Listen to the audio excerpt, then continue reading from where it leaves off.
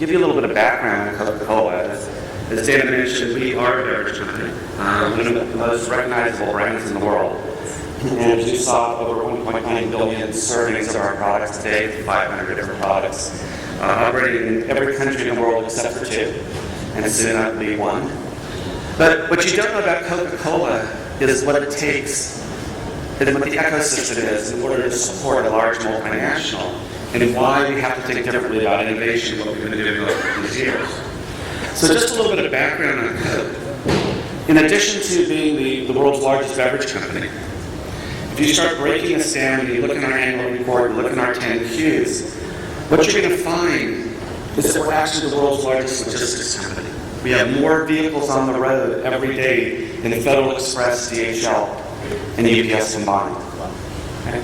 We have over 750,000 employees that work for the Coca-Cola system.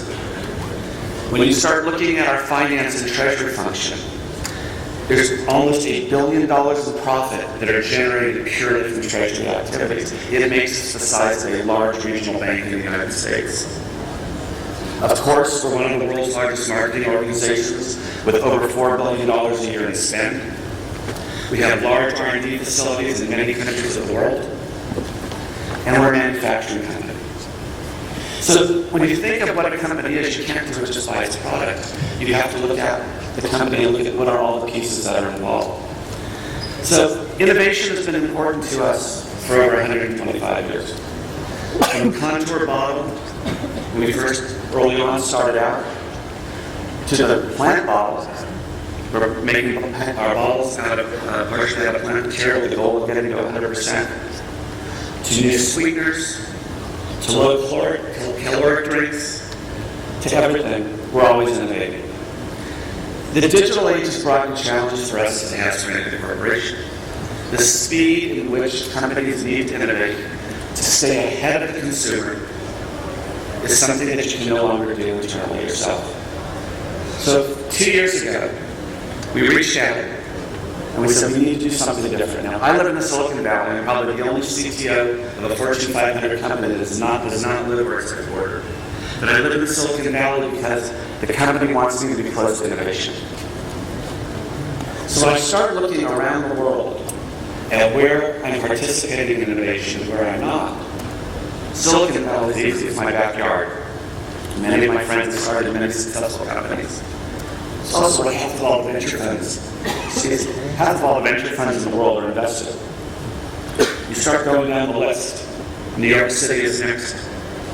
The Boston area is next. Los Angeles is next. The UK is next, and then there's Israel.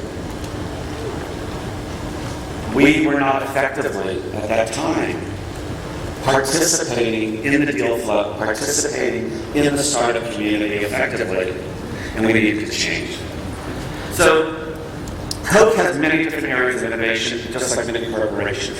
We have a venture and emerging brand group, which is always looking for new products like Honest Tea, Glasso Smart Water, and other things.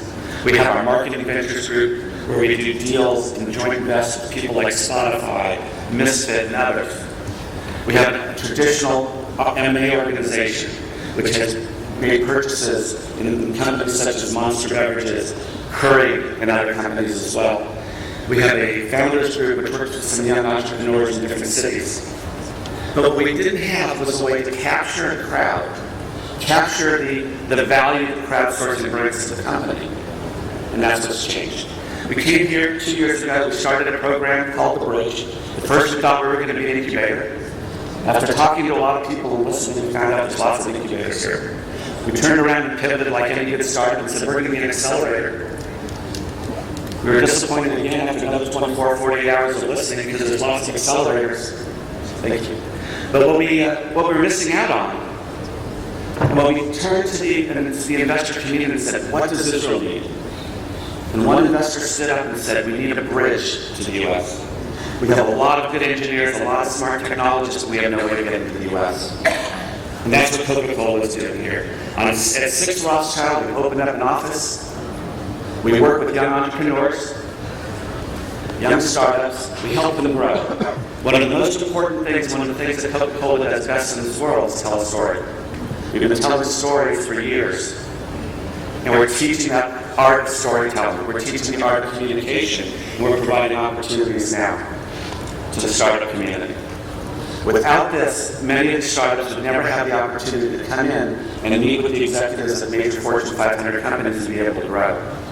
So that's what we're doing here. It's very unique, and I always say that in order to prove this, you have to look at what's going on outside. In the past year, over 70 corporations have come and visited us. Over 400 people have come by the offices to see what we're doing, and now we're starting to see people mimic what we're doing. So it's actually very much a compliment.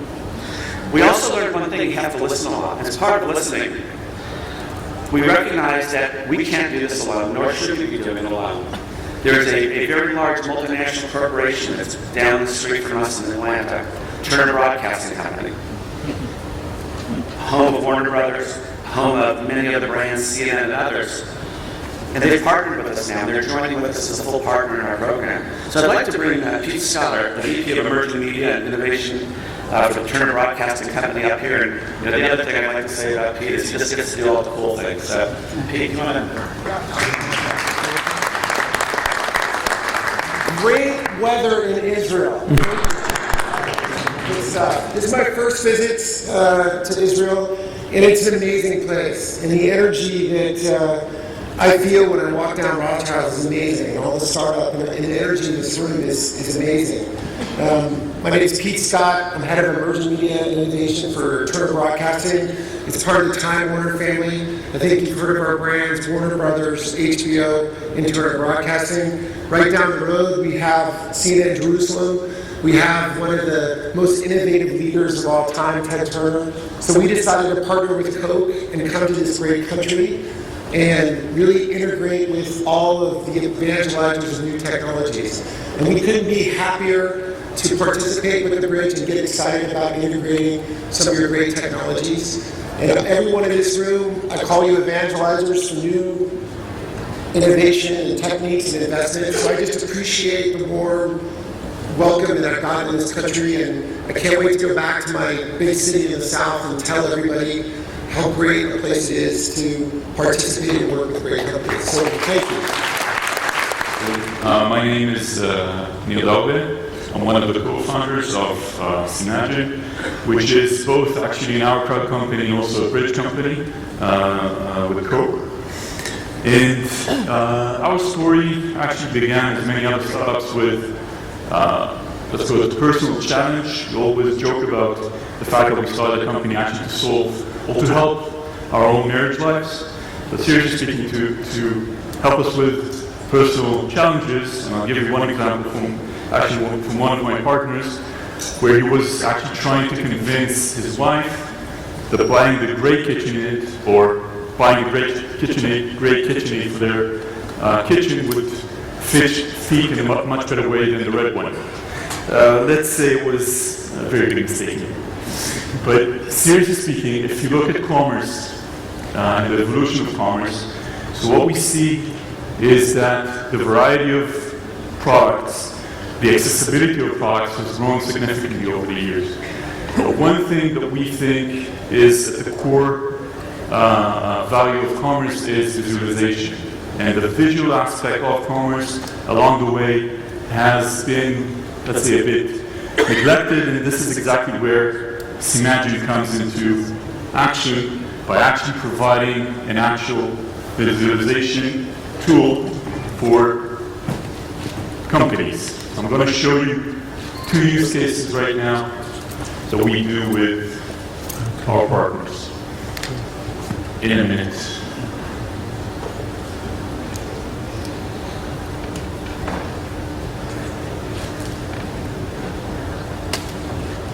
Or not.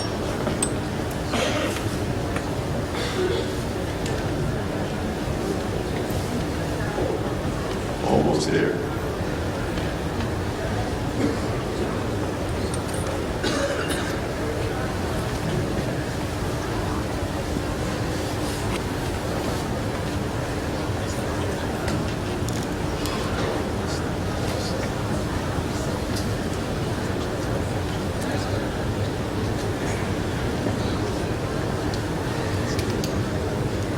Bear with us for 1 second.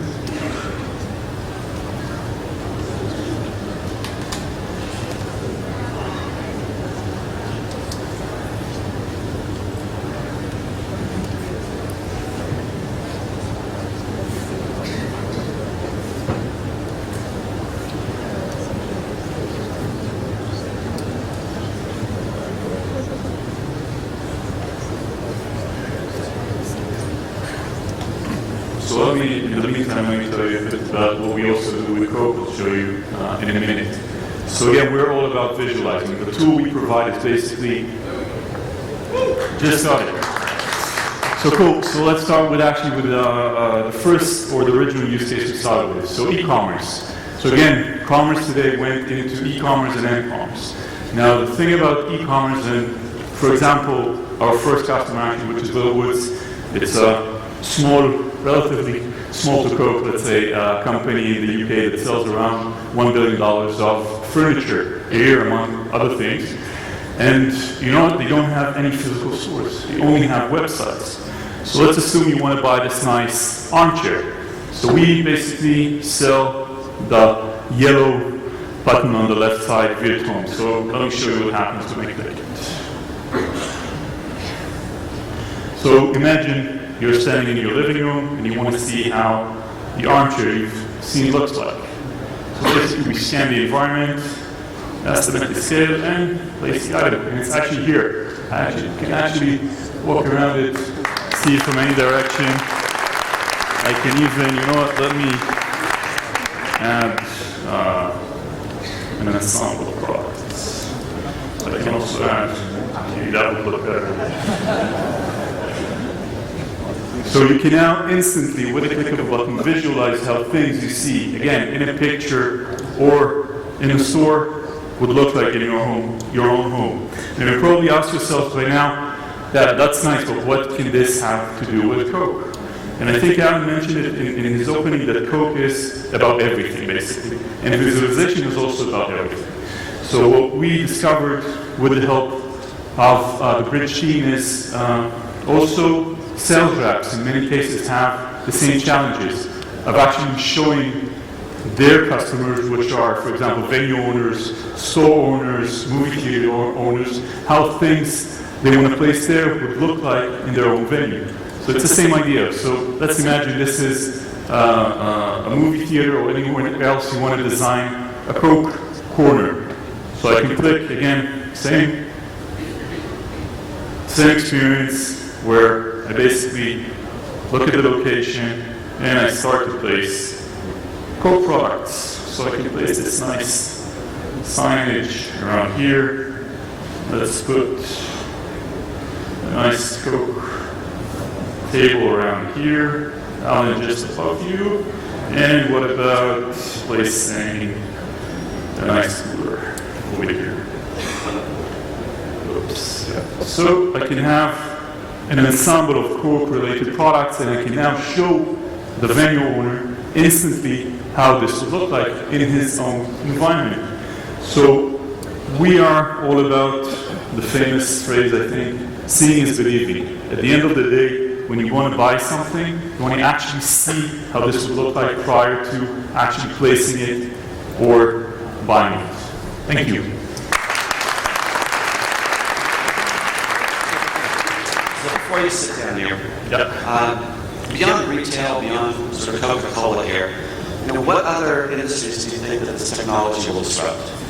So I think the beauty of, let's say, the technological field we are part of is augmented reality. And the specific field we're now at today is augmented commerce. It's augmenting the commerce experience.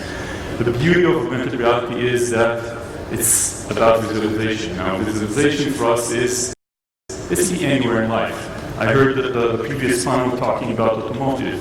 So in automotive, for example, placing arrows on the road in front of you is also augmented reality. It's to put virtual items or virtual